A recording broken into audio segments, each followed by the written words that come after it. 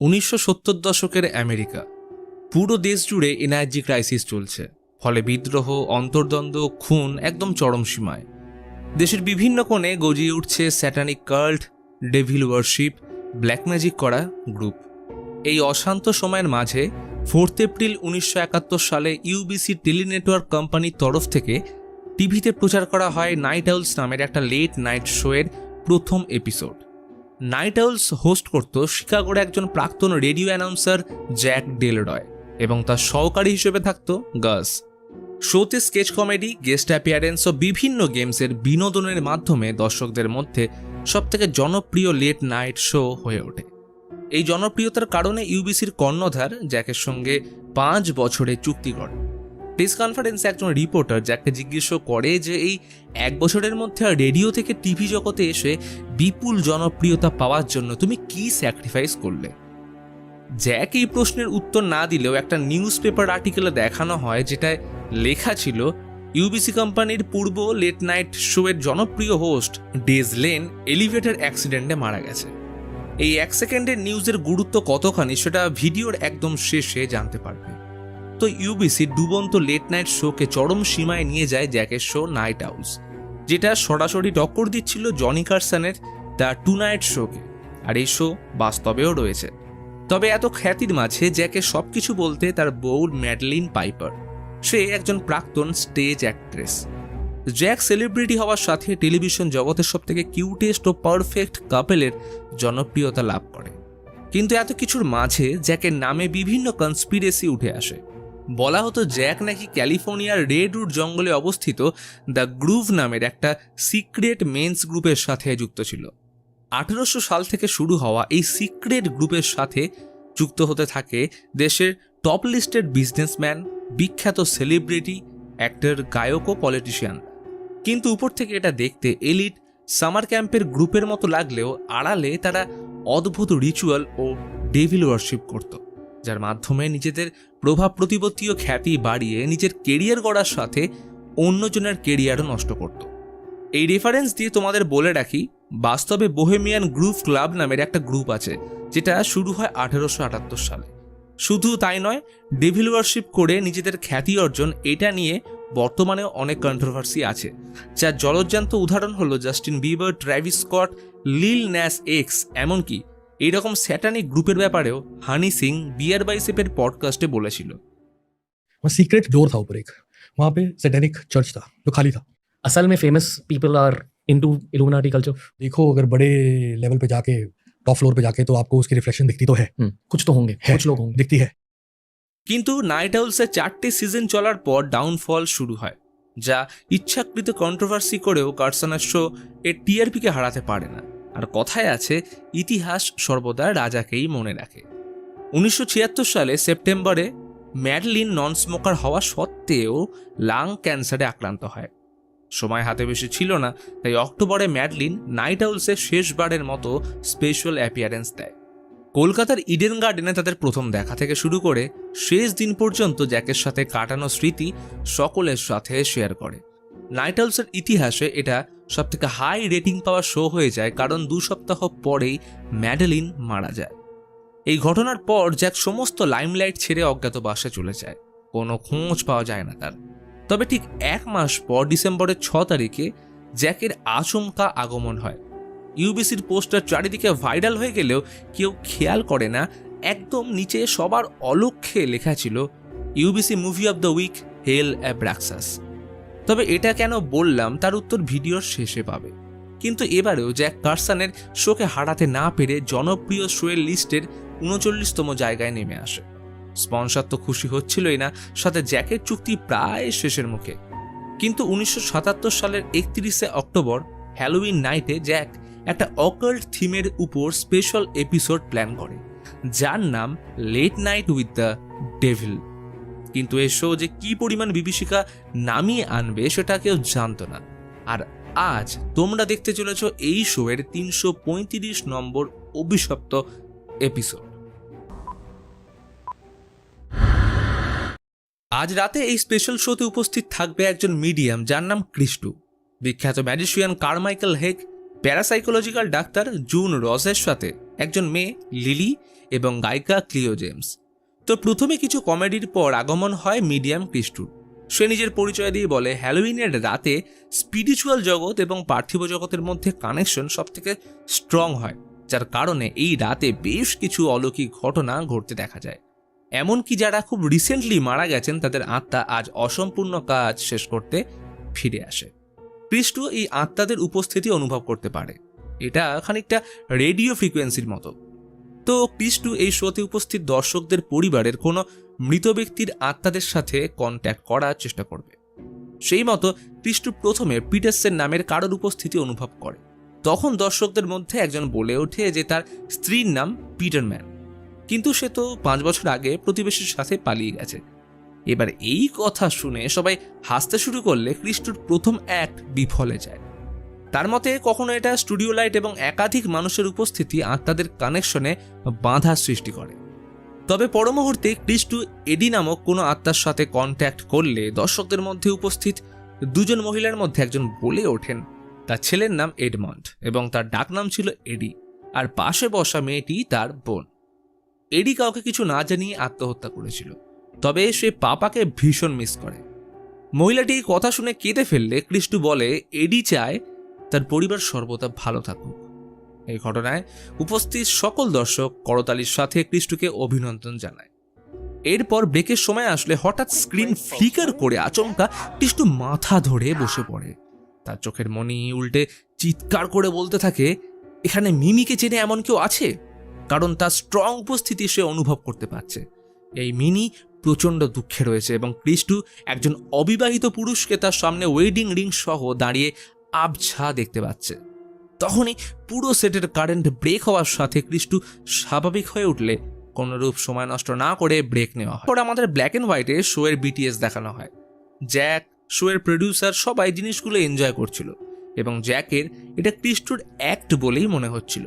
তবে ক্রিস্টোকে একদমই স্বাভাবিক লাগছে না। তার নাক দিয়ে রক্ত বেরোচ্ছে আর বলতে গেলে দম বন্ধ হয়ে আসছে। তবুও রেস্ট করে রেডি হয়ে আবার শো শুরু হলে আগমন ঘটে পরবর্তী গেস্ট কারমাইকেল হেগ। মাইকেল তার কেরিয়ার ম্যাজিশিয়ান হিসেবে শুরু করলেও বর্তমানে সে ইন্টারন্যাশনাল সায়েন্টিফিক ফেডারেশনের আন্ডারে বিভিন্ন ভৌতিক গুজব ডিবাঙ্ক করে থাকে। এমনকি মাইকেল এমিটিভিল হাউস হন্টেড নয় এটা প্রমাণ করার জন্য এড ও লরেনকে ওপেন চ্যালেঞ্জ করেছিল, কিন্তু তারা আসেনি।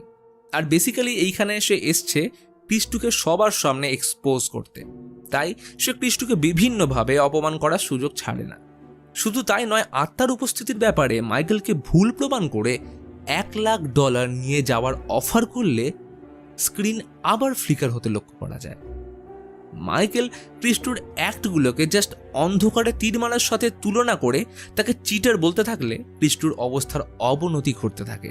আর একটা সময় ক্রিস্টো অপমানিত হয়ে মাইকেলের মুখে জল ছুঁড়ে বেরিয়ে যেতে গেলে জ্যাক ওকে থামিয়ে রিভিল করে ক্রিস্টো ও লাস্ট অ্যাক্টে যে মিনির কথা বলেছিল আসলে সেটা তাকে নিয়েই, কারণ ও স্ত্রী ম্যাডেলিনের প্রাইভেট নিকনেম ছিল মিনি। তাদের নিয়মবিধি মেনে কোনোদিনও বিয়ে না হলেও জ্যাক ওয়েডিং রিং পরত। কথাটা শেষ করতে ক্রিস্টোর অবস্থা খারাপ হয়ে ভয়ানক কালো রক্তবমি করতে থাকে। তখনই ব্রেক নেওয়া হলে বিটিএসে দেখা যায় ক্রিস্টো বলছে কিছু একটা খারাপ এখানে হতে চলেছে, সবাই সতর্ক হও। ক্ষণিকের মধ্যে অবস্থার অবনতি হলে ক্রিস্টোকে তখনই হসপিটালে নিয়ে যাওয়া হয়। কিন্তু মাইকেল এইখানেও খুঁত ধরতে ব্যস্ত, কারণ এইরকম রিয়েলিটি শোতে অনেক কিছুই স্ক্রিপ্টেড হয়, যেখানে শোয়ের হোস্টের সাথে দর্শকরাও যুক্ত থাকে। তবে এত কিছুর মাঝে প্রডিউসার জ্যাককে বাহবা দিয়ে শো পুরো দমে চালিয়ে যেতে বলে, কারণ শোয়ের রেটিং তো বাড়ছেই, সাথে বিভিন্ন স্পন্সর আসতে শুরু করেছে। এরপর ব্রেক টাইম ওভার হলে শোতে জ্যাক ডক্টর জুনের ব্যাপারে ও তার লেখা বই কনভারসেশন উইথ দ্য ডেভিলের নেপথ্যে কিছু ইনফরমেশন দেয়। বইটা লিলি নামের একজন মেয়েকে নিয়ে লেখা। তখনই আরও একবার স্ক্রিন ফ্লিকার হওয়ার সাথে লিলির বিষয়ে কিছু ভিডিও ক্লিপস দেখানো হয়, যে ডক্টর জুন কেমনভাবে তাকে খুঁজে পেয়েছিল। সময়টা 1971। ইউএসের প্রত্যন্ত এলাকার এক সাধারণ বাড়িতে সবার অজান্তে গজিয়ে ওঠে স্যাটানিক কাল্টের একটা নতুন গ্রুপ, যারা ইজিপশিয়ান ডেভিল গড অ্যাব্রাক্সাস ডিমনের প্রথম চার্চ নির্মাণ করে। এই গ্রুপের হেড ছিল জ্যান্ডর ডিয়াবো এবং তাদের স্লোগান হেল অ্যাব্রাক্সাস। এই ডিমনকে তারা নরবলি উৎসর্গ করে ওয়ার্শিপ করত, যার কারণে এই গ্রুপের মহিলা মেম্বারদের কাজ ছিল বাচ্চা জন্ম দিয়ে তাদের একটা স্পেশাল ছুরি ব্যবহার করে ডিমনকে উৎসর্গ করা। জ্যান্ডরের বক্তব্য ছিল যারা এই রিচুয়াল স্বচক্ষে উপলব্ধি করবে তাদের অ্যাব্রাক্সাস ডিমন পজেস করে। এরপর 1974 তাদের কার্যকলাপ FBI এর নজরে আসলে তাদের সাথে টানা 3 দিন লড়াই চলার পর সম্পূর্ণ গ্রুপ চার্চ সমেত নিজেদের জ্বালিয়ে মেরে ফেলে। কিন্তু এর মধ্যে 10 বছরের একটা বাচ্চা মেয়েকে জীবিত উদ্ধার করা হয়, যার নাম ছিল লিলি। তাকে মেডিকেল ট্রিটমেন্টের আন্ডারে রাখা হলেও তার অদ্ভুত আচরণ FBI-কে বাধ্য করে সাই রিসার্চ সেন্টারের সাথে কন্ট্যাক্ট করতে। আর এই সূত্রেই ডক্টর জুন ও লিলির সাক্ষাৎ হয়। 1976 জুলাই মাসে তার প্রথম সেশন রেকর্ড করে, যেখানে লিলির মধ্যে থাকা অ্যাব্রাক্সাস ডিমনের সাথে জুনের সাক্ষাৎ হয়। Is this the demon known as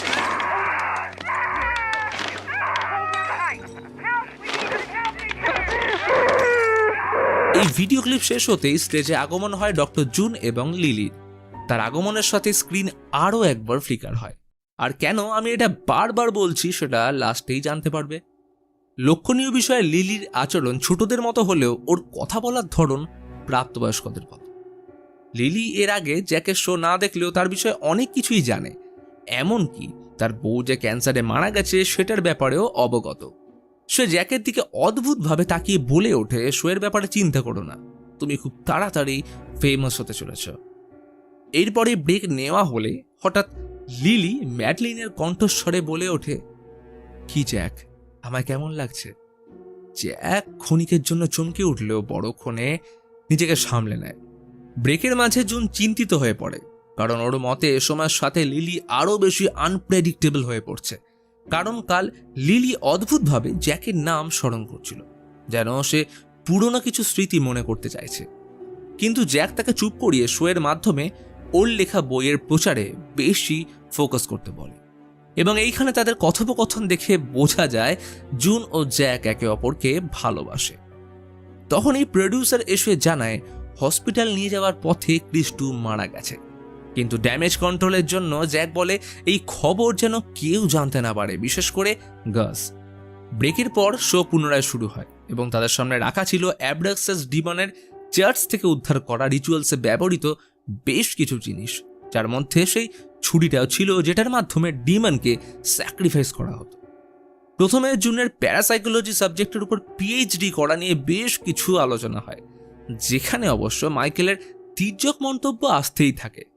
June বলে এই জগতে এমন কিছু ঘটনা বা সাই ফেনোমেনা হয় যার ব্যাপারে বিজ্ঞানের কাছে কোনো উত্তর নেই, যেমন টেলিপ্যাথি, টেলিকাইনেসিস এবং ডিমনিক পজেশন, যার জলজ্জান্ত উদাহরণ লিলি, যার ভিতরে ডিমন অ্যাব্রাক্সাসের উপস্থিতি রয়েছে এবং লিলি তাকে মিস্টার রিগেল নামে সম্বোধন করে, কারণ এই ডিমন পোকার মতো কিলবিল করে তার মাথায় ঢোকে এবং সময় হলেই আবার বেরিয়ে যায়। কথাটা শেষ করতে স্ক্রিন ফ্লিকার হয়ে ইনস্ট্রুমেন্ট থেকে উচ্চ স্বরে সাউন্ড আসতে থাকলে সেখানে উপস্থিত কাঁচের জিনিসগুলো ফেটে যায় এবং ইলেকট্রিক ইম্পালস বাড়তে থাকে। আর এইখানে কাঁচ ফাটার আগে জাস্ট ক্ষণিকের জন্য এক অদ্ভুত অবয়ব লক্ষ্য করা যায়। আওয়াজ তখন সহ্যের সীমা ছাড়িয়ে গেলে মাইকেল তখন পাওয়ার প্লাগ খুলে সেটাকে অফ করে, কিন্তু এইখানেও আরও একবার স্ক্রিন ফ্লিকার হয়। মাইকেল এই পুরো বিষয়টা ব্যাকস্টেজের কারুকার্য বললে লিলি জানায় এটা মিস্টার রিগেলের কাজ এবং সে এই মুহূর্তে স্টুডিওতে উপস্থিত রয়েছে। জ্যাক তাকে শোতে ডেকে আনতে বললে জুন এর বিরোধিতা করে, কারণ এর জন্য দরকার প্রপার সেটআপ এবং পরিবেশ। তখনই মাইকেল এবং দর্শকদের মধ্যে বিষয়টা নিয়ে উত্তেজনা সৃষ্টি হলে জুন না চাইতেও লিলি তাকে আবদার করে মিস্টার রিগেলকে সবার সামনে আনার জন্য।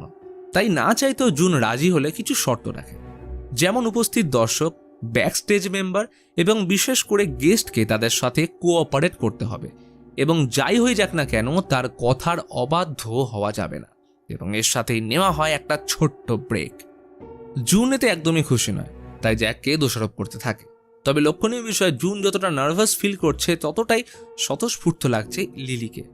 এদিকে গাস জ্যাককে এই ঘটনার ব্যাপারে সতর্ক করে, কারণ যে জিনিসটা তাদের ধরা ছোঁয়ার বাইরে সেটা নিয়ে কোনো রকম এক্সপেরিমেন্ট করার প্রয়োজন নেই।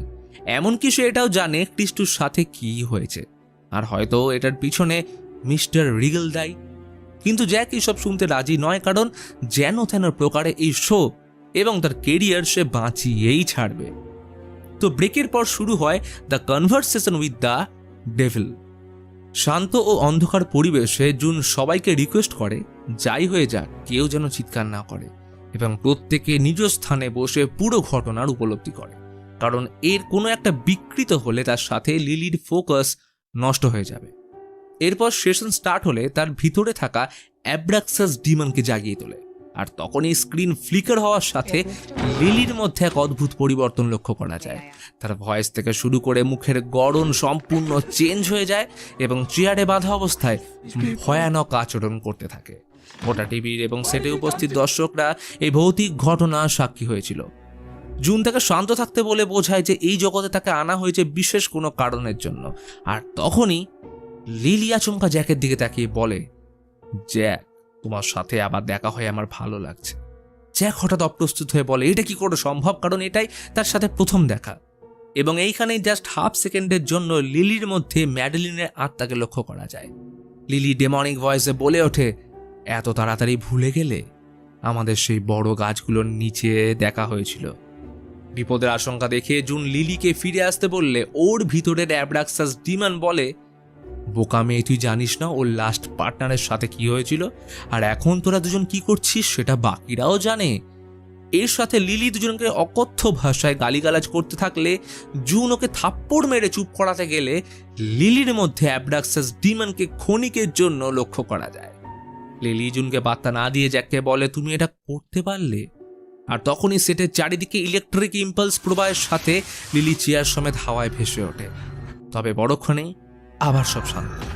ভয়ের নীরবতা ভেঙে জ্যাক বলে উঠল, আপনারা এর আগে কোনোদিনও লাইভ টিভিতে এমন ডিমনিক পজেশন দেখেননি, তাই এটা আমার এবং আপনাদের সৌভাগ্য। আর আজ ইতিহাসের সাক্ষী হওয়ার সাথে নেওয়া যাক আরও একটা ছোট্ট ব্রেক। জ্যাক ব্যাকস্টেজে এসে দেখে সবাই হতভম্ব। নিজের চোখে যা দেখলো কেউ সেটা বিশ্বাস করতে পারছে না। মাইকেল তো রেগে একদম আগুন। তখনই প্রডিউসার এসে তাকে শান্ত করলে উপস্থিত দর্শকরা এই ট্রিকের সাথে জড়িত কিনা সেই বিষয়ে প্রশ্ন করতে থাকে। জুনের মাথাতেও এখন বহু প্রশ্ন ঘুরছে, ওই লম্বা গাছের সাথে জ্যাকের কি সম্পর্ক? জ্যাক ততক্ষণে লিলিকে ডেমনিক কাল্টের অভিশপ্ত ছুরি দিয়ে তার বাঁধন মুক্ত করে, কিন্তু জ্যাক তখনও ভাবছে লিলির মধ্যে থেকে ম্যাডলিনের ভয়েস কি করে এলো।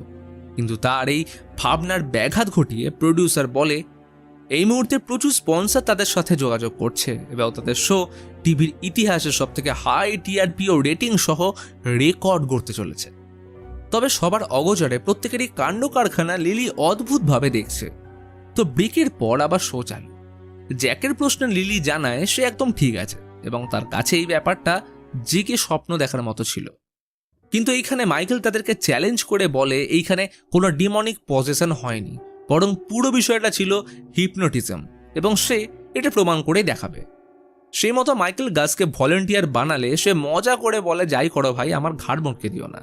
তখন মাইকেল প্রত্যুত্তরে বলে, শুধু তোমার কেন, আমি এখানে উপস্থিত প্রত্যেকের মাথা ঘোরাতে চলেছি। এরপর শুরু হয় হিপনোটিজম। মাইকেল এখানে গাজের সাথে সবাইকে তার ঘড়ির দিকে এক দৃষ্টিতে চেয়ে থাকতে বলে। কয়েক মিনিট এইরকম চলার পর মাইকেল নীরবতা ভেঙে গাসকে বলল, শুনেছি তুমি কেঁচো খুব অপছন্দ করো। তো যাই হোক, বড্ড গরম লাগছে, জামাটা খুলে বসা যাক নাকি? গাছ ব্যাপারটা নিয়ে মজা ওড়াতে গেলে হঠাৎ শুনতে পায় একটা অদ্ভুত আওয়াজ কানে আসছে।